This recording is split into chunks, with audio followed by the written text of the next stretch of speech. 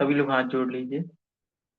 णमो अरिहंताणम, णमो सिद्धाणम, णमो आयिरीयाणम, णमो उवज्जायाणम, णमो लोए सव्वसाहूणम।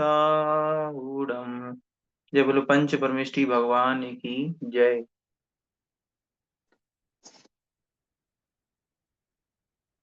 आइए, तो हम लोगों की 10 लक्षण पर्व, 10 लक्षण धर्म की चर्चा कर रही थी। तो उसमें हम लोगों ने कुछ धर्म समझे भी थे। आगे चल रहे हैं। हे मन, तुम क्या पूरे तीनों लोकों में चूड़ामणि के समान श्रेष्ठ ऐसे वीतराग जिनको नहीं जानते हो?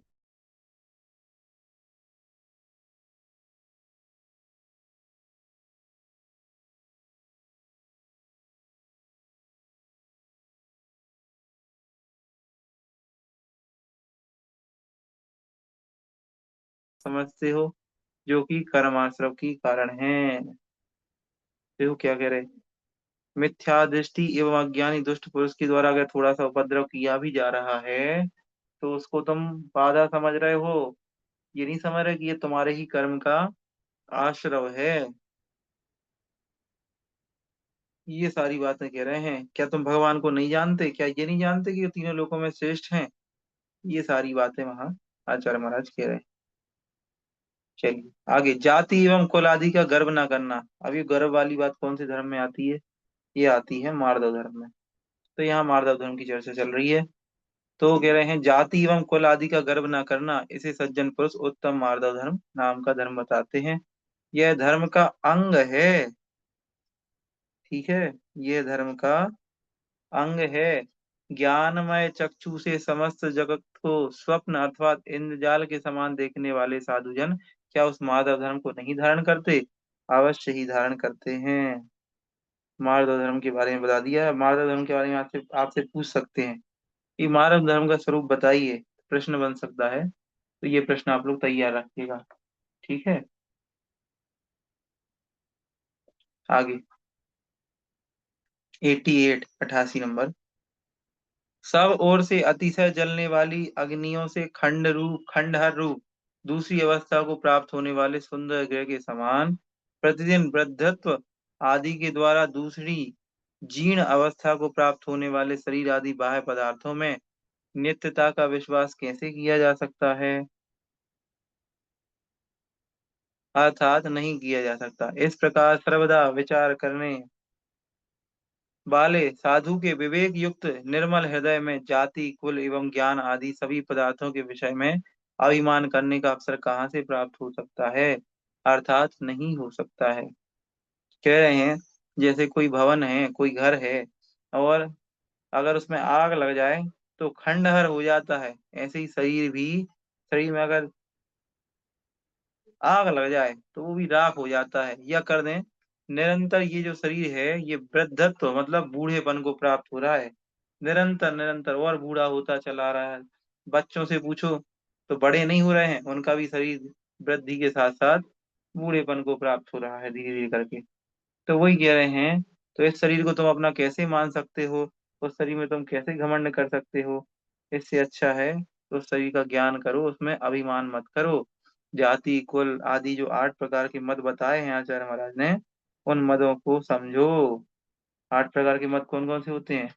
ज्ञानम पूजाम कुलम जातिम, बल रिद्धिम तपो वपु, अष्टावासृत मानित्वम, स्मय माहुर गतस्मया। 25 नंबर का श्लोक रत्न कंडक शाखाचार में आप सबने पढ़ा है। ठीक है, तो यहाँ 8 प्रकार के मत वही हैं, मान कषाय वाले। ठीक है, आगे 89। जो विचार हृदय में स्थित है वही वचन में रहता है तथा वही बाहर फलता है। अर्थात शरीर से भी तदनुसार ही कार्य किया जाता है। यह आर्जव धर्म है। आर्जव धर्म, मन में हो सो वचन उतरिए और वचन होए सो तन सो करिए। यही आर्जव धर्म है। ठीक है, ये आर्जव धर्म की परिभाषा इसमें दी हुई है। 91, 91 है, 81 है। अच्छा, 89 लिखा हुआ है, सॉरी। और जो इसके विपरीत धोखा देना, यह अधर्म, ये दोनों यहाँ क्रम से देवगति और नरगति के कारण होते हैं। किसी को धोखा दो तो देवगति, नरक गति, अधर्म आदि, नहीं नहीं, सॉरी सॉरी, आज और धर्म से देवगति मिलती है और विपरीत दूसरों को धोखा देने से, अधर्म करने से नरक गति मिलती है। ठीक है, ये लिखा हुआ है। 90 नंबर। यहाँ लोक में एक बार भी किया गया कटु व्यवहार आज जन्मता भारी कष्टों से उपार्जित मुनि के सम राग द्वेष निवृत्ति आदि गुणों के विषय में अतिशय छाया विघात करता है। अर्थात उक्त मायाचार से सम आदि गुणों की छाया भी शेष नहीं रहती, वे निर्मूलतः नष्ट हो जाते हैं। कारण कि उस कपटपूर्ण व्यवहार में वस्तुतः क्रोधादिक सभी दुर्गुण परिपूर्ण होकर रहते हैं। खेद है कि वह कपटपूर्ण व्यवहार ऐसा पाप है जिसके कारण यह जीव नरक आदि दुर्गतियों के मार्ग में चिरकाल तक प्रविभ्रमण करता है। तो यहाँ फिर से कपट न कीजिए कोय चूरन के पुर नावते, सरल स्वभावी होए ताके घर बहु संपदा। तो मायाचारी से रहित रहने का उपदेश यहाँ पे आचार्य महाराज दे रहे हैं। 91। मुनियों को सदा ही ऐसा सत्य बोलना चाहिए जो कि, अब यहाँ पे सत्य धर्म की परिभाषा आ गई 91 में, सत्य धर्म के बारे में आ गए। मुनियों को सदा ही ऐसा सत्य बोलना चाहिए अपने ऊपर के लिए हितकारक हो, परिमित हो, अमृत के समान मधुर हो।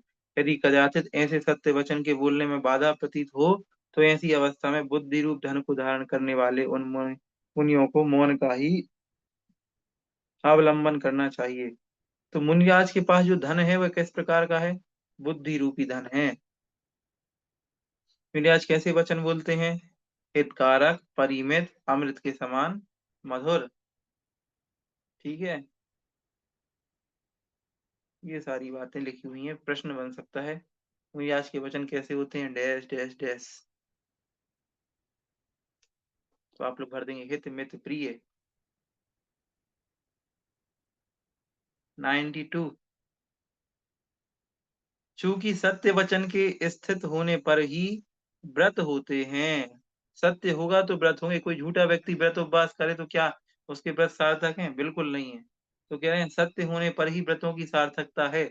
इसीलिए सज्जन पुरुष जगत पूज्य उस सत्य वचन की आराधना करते हैं। बोले आज कभी झूठ नहीं बोलते। 93। सत्य वचन बोलने वाला प्राणी समय अनुसार परलोक में उत्तम राज्य। अब सत्य बोलने का क्या फल है? तो यहाँ पे लिखा हुआ है सत्य वचन बोलने के फल।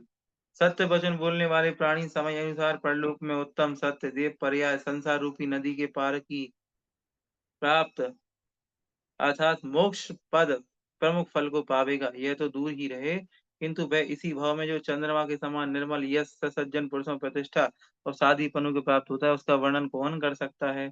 अर्थात कोई नहीं कर सकता। ठीक है, ये हो गया 93। तो ये इसमें पूछ रहे हैं, बता रहे हैं सत्य वचन बोलने वाले प्राणी को क्या क्या फल मिलता है। चलो और आगे 94। चित्त जो परस्त्री एवं परधन की अभिलाषा न करता हुआ षटकाय जीवों की हिंसा से रहित हो जाता है, इसे ही दुर्भेद्य अभ्यंतर कलुषता को दूर करने वाला उत्तम शौच धर्म कहते हैं।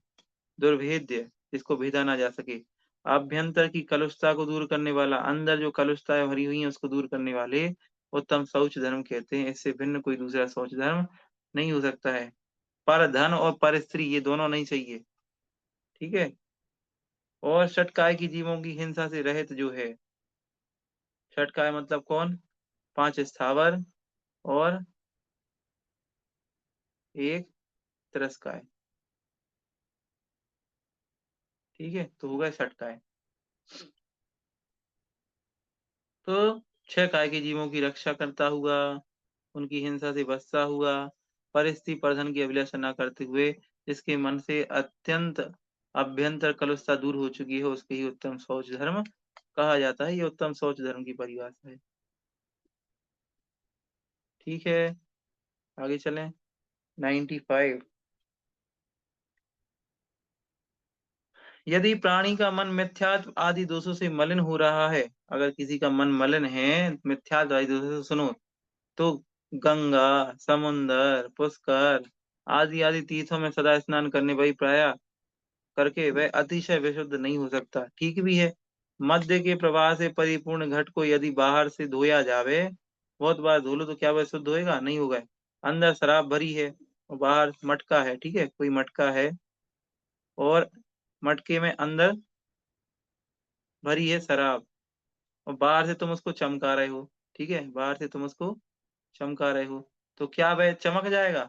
बिल्कुल नहीं चमकेगा। क्या वह शुद्ध हो जाएगा? नहीं हो जाएगा, अंदर तो मदरा ही भरी है ना। विष्ठा से भरे हुए मटके को क्या कोई बाहर से चमका के शुद्ध कर सकता है? नहीं कर सकता। ऐसे ही अंदर से मिथ्यात्व भरा हुआ है और बाहर से तुम शरीर को गंगा में नहा रहे हो, समुद्र नहाने जा रहे हो, पुष्कर नहाने जा रहे हो, तीर्थों में जाके नहा रहे, तो क्या वे शुद्ध हो सकते हैं? नहीं हो सकते। समझ आया? चलो आगे चलते हैं। 96। अब यहाँ पे 96 में संयम धर्म। संयम धर्म किसे कहते हैं? हम लोग सब जानते हैं। इंद्रिय संयम, प्राणी संयम के भेद से संयम भी दो प्रकार का होता है। इंद्रिय संयम और प्राणी संयम।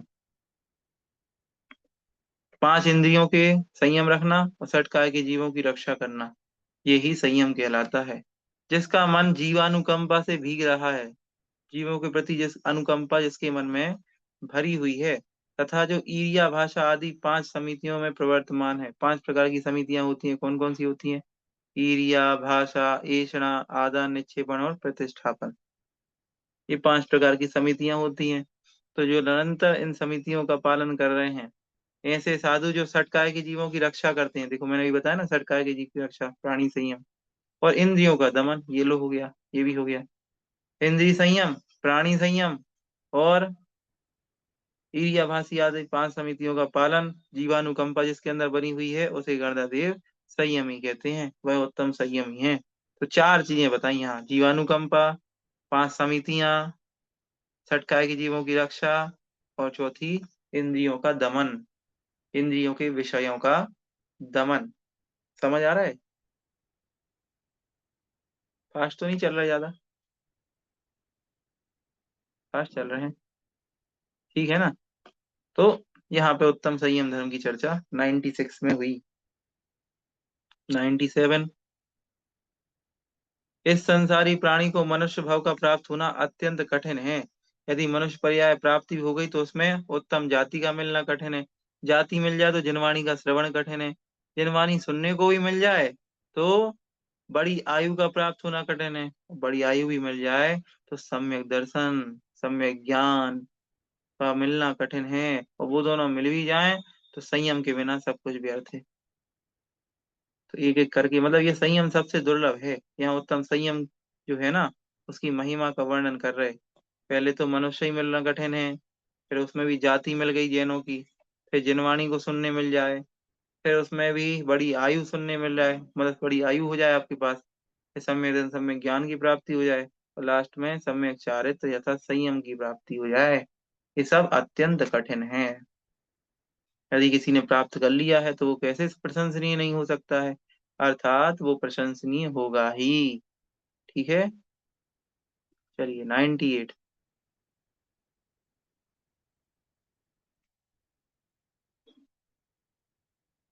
तप धर्म का। अब यहाँ से तप धर्म आ रहा है। तप धर्म क्या होता है?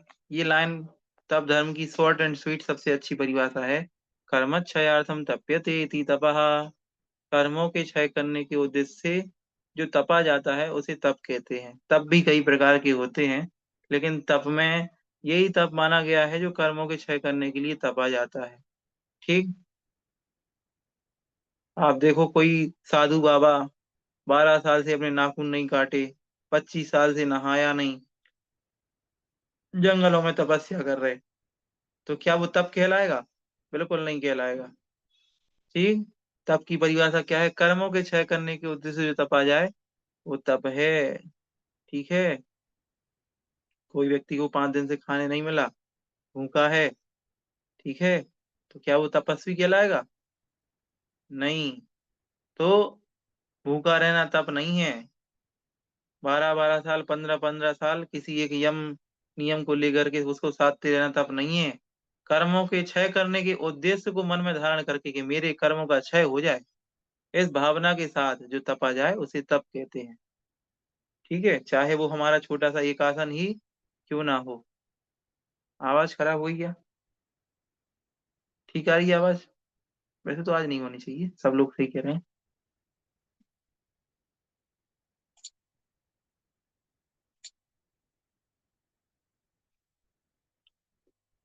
हाँ भैया, थोड़ा सा आवाज खराब हुई।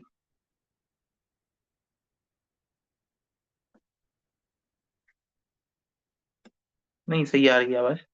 चलिए सुनिए। हो सकता है कहीं नेटवर्क कट जाए, इंटरनेट जब तक कभी कभी आप प्रसन्न हो जाते हैं।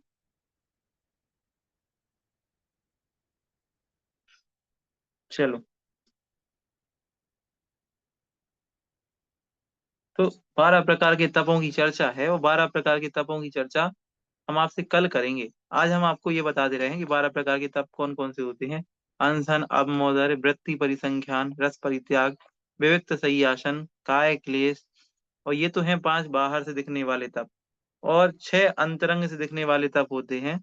प्रायश्चित, विनय, व्याव्रत, स्वाध्याय, व्युत्सर्ग और ध्यान। तो ये 6 प्रकार के अंतरंग होते हैं, 6 प्रकार के बहिरंग होते हैं। होमवर्क है आपका कि आपको इन तपों के नाम याद करके आने हैं, बिल्कुल। ये तपों के नाम आपको याद होने चाहिए। और प्लस साथ ही साथ ये 12 तपों का स्वरूप क्या है, व्युत्सर्ग मतलब क्या होता है, विविक्त संयासन मतलब क्या होता है, आपको आना चाहिए। ध्यान मतलब क्या होता है, 5 प्रकार का स्वाध्याय होता है, वाचना, प्रच्छना, अनुप्रेक्षा, आमनाय, धर्मोपदेश। ये पांचों यहाँ लिखे हुए हैं, 1 2 3 4 5। तो इनकी परिभाषाएं आपको पढ़ के आनी है। मैं कल इनको डिटेल में बताऊंगा, थोड़ा सा इसमें समय ज्यादा लगेगा। और 99 और 100 में कर रहा हूँ, 98 में कल आपको बताऊंगा, कल की कक्षा में और डिटेल में। ठीक है। 99 जो है उसमें लिखा हुआ है, जो क्रोधादि कषायों और पंचेंद्रिय विषयों रूप उद्भट एवं बहुत से चोरों का समुदाय बड़ी कठिनता से जीता जा सकता है, वह चूंकि तप रूपी सुवट के द्वारा बलपूर्वक ताड़ित होकर नष्ट हो जाता है। कह रहे हैं क्रोध आदि कषाय और जो पंचेंद्रिय के विषय हैं, इनको उद्भट कहा है। उद्भट मतलब कह दो कि बहुत योद्धा तो हैं, बुरे वाले योद्धा, चोर डाक।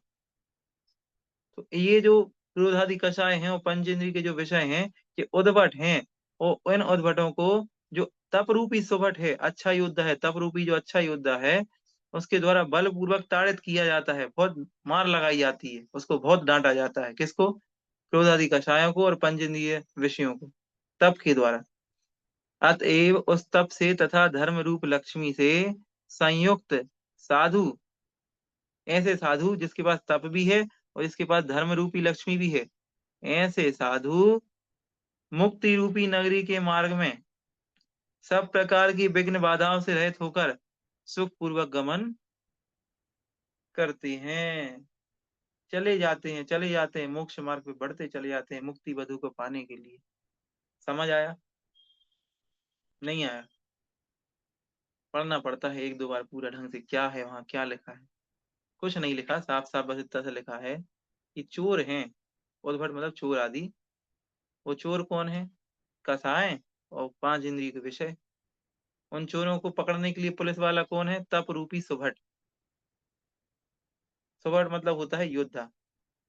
तप रूपी सुभट पुलिस वाला उनको जाकर के खूब ताड़ित करता है, मारता है, जिससे वो नष्ट हो जाते हैं। तो तप को पुलिस वाला कहा, उत्तम तप धर्म की चर्चा चल रही है, तो पुलिस वाला कहा है। ठीक है। और जो तप और धर्म से सहित हैं, ऐसे मुनिराज मोक्ष मार्ग पे निरंतर विघ्न बाधाओं से रहित होकर के बढ़ते चले जाते हैं। बस यही लिखा है। 100 नंबर। लोक में मिथ्यात्व आदि के निमित्त से जो तीव्र दुख प्राप्त होने वाला है, उसकी अपेक्षा तप से उत्पन्न हुआ दुख इतना अल्प होता है, जितनी कि समुद्र के संपूर्ण जल की अपेक्षा उसकी एक बूंद होती है। मिथ्यात्व के दुख को तो अपन कुछ समझते ही नहीं है। और तपस्या और तप का जो दुख है, उसको अपन गाना गाते रहते हैं कि कौन करे तपस्या, तपस्या में दुख होता। तो आचार्य महाराज कह रहे हैं कि मिथ्यात्व का जो दुख है, उसको सागर के समान समझना, समुद्र बराबर। और तपस्या का जो दुख है, उसको एक बूंद के समान समझना। मिथ्यात्व से जो अपन को पाप होगा, जो उससे अपन कर्म बंद करेंगे, उस तप से सब कुछ आविर्भूत होता है, सब कुछ प्राप्ति होती है। इसीलिए हे जीव, कष्ट से प्राप्त होने वाली मनुष्य पर्याय के प्राप्त हो जाने पर भी यदि तुम इस समय उस तप से भ्रष्ट हो, तो फिर तुम्हारी कौन-सी हानि होगी, यह जानते हो? अर्थात उस अवस्था में तुम्हारा सब कुछ ही नष्ट हो जाएगा। जिसके पास तप नहीं है, उसका सब कुछ नष्ट हो जाएगा। तप की महिमा, तप की महिमा, प्रश्न, ठीक है? आइए, आज के लिए इतना ही रखते हैं। बोधि, समाधि, परिणाम शुद्धि, स्वात्मोपलब्धि, शिव सौ की सिद्धि, चिंतामणि चिंतित वस्तु दानी त्वा वंद्य मानस्य ममास्तु देवी। 9 बार नमोकार।